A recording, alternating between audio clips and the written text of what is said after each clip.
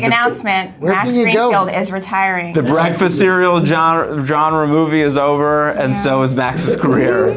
We both went out on top. I'm very excited to be talking with you guys about Unfrosted Pop-Tart Story. I had a chance to watch the movie. I watched it with my whole family, and we all absolutely loved it. And I want to pose this question to the room, but start with you, Sarah. Do you think this could open the door for more biopics about breakfast pastries? No.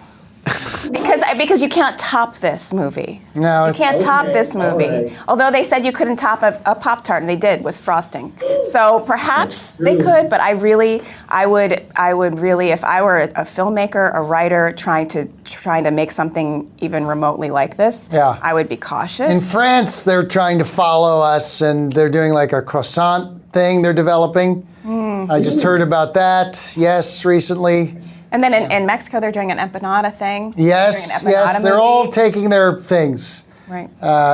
In Jamaica, they're doing a beef patty movie, a movie about beef patties. See, I had no idea. It's already like the Oppenheimer of its genre. It really is. It really, really is. Thank you. So many big ways. Max, I want to ask you about working with Jerry as a director. This is his first time doing a feature film.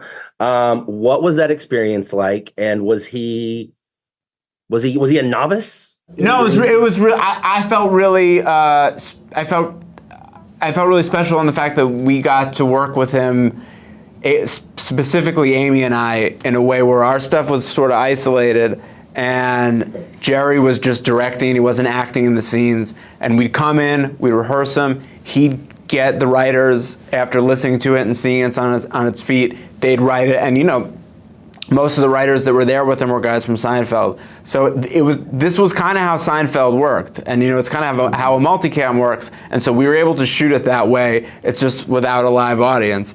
And so to me, it was something I was really familiar with and felt really comfortable in. And to do that with Jerry and Amy was just like, we've talked about this, but I think I might be done. I think I might retire after this. Big announcement. Max Greenfield is retiring. The breakfast cereal genre movie is over, and so is Max's career.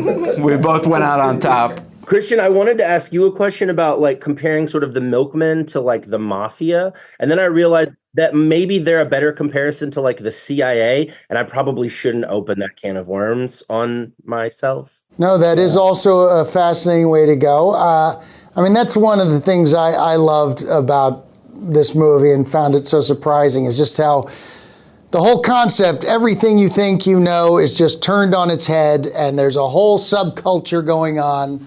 And for Mr. Cabana, Jerry's character, to sort of get swept up into that tornado was a lot of fun to watch. It is. It is a lot of fun to watch. I had a blast. And my family had a blast, so I'm excited for more people to see it. Unfrosted, the Pop-Tart Story. It's on Netflix May 3rd. Good movie to watch with the family, for sure.